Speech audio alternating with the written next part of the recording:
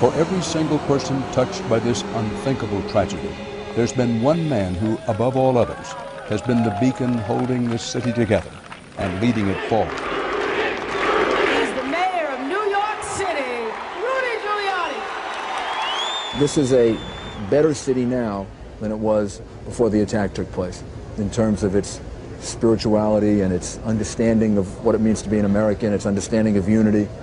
We spoke with Mayor Rudolph Giuliani, the ultimate general, in his emergency command center in New York City. Having gone through this experience back on the 11th, and then having gone through the experience with cancer the year before that, I kind of have a philosophy that goes something like this. Every day, you never know. You don't know what's going to happen to you. So you might as well take advantage of life, not go hide somewhere. We're going to take airplanes when we're supposed to for business or pleasure. We're going to go to public events, and we're going to do the things that we normally would do. The best way to get your children to stop being afraid is to stop being afraid yourself. Mayor, what do we tell the children? I think we hug them a lot. I think we let them know that we're there for them. You got to talk about it. Whether you talk about it with friends, whether you talk about it with your children, you got to get it out. You got to talk about it, and children need that, and some of them need it professionally. I'm interested to know how you're doing. I'm doing okay. You know,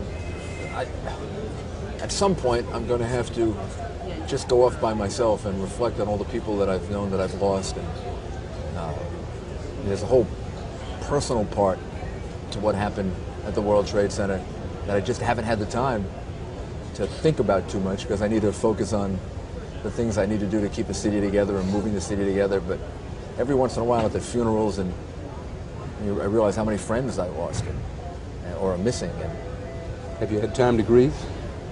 Only intermittently. I had to go to a funeral service, and then after the funeral service, I went into a bathroom by myself, just locked the door, and just cried for about 4 or 5 minutes.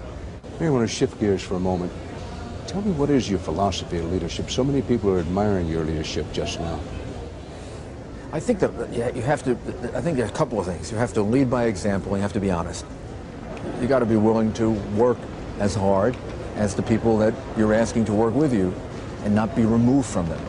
I'm here on behalf of a very grateful and very admiring city to tell each and every one of you how proud we are of you, and saying how proud we are of the innocent men and women who are going about their lives seeking their part of the American dream when their lives were cut short by the act of cowardly terrorists, and how proud we are of all of you who have come here to rescue them and return as many of them as we can to their loved ones.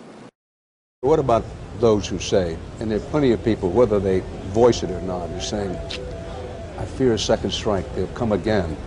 And for me personally, this person would say, that's a realistic fear. It is a realistic fear, but you got to overcome it. Every precaution is being taken that can be taken in a free society. There are no guarantees, and now we have to go about leading our lives. Right now, things are very safe. People should go to a restaurant, go to the movies, go to plays, enjoy ball games, play with your kids, use the parks, and that's starting to happen. We're back to about 85%, the way we measure it, maybe even 90%. When I was down at City Hall this morning, walking around, there were a tremendous number of people from different parts of the country who said they came here because they heard that I asked them to come. And I was very, very happy about that. People from Tennessee, Seattle, Los Angeles, and a lot of people from Oregon who have come in as part of a large group from the state of Oregon to show their support for New York.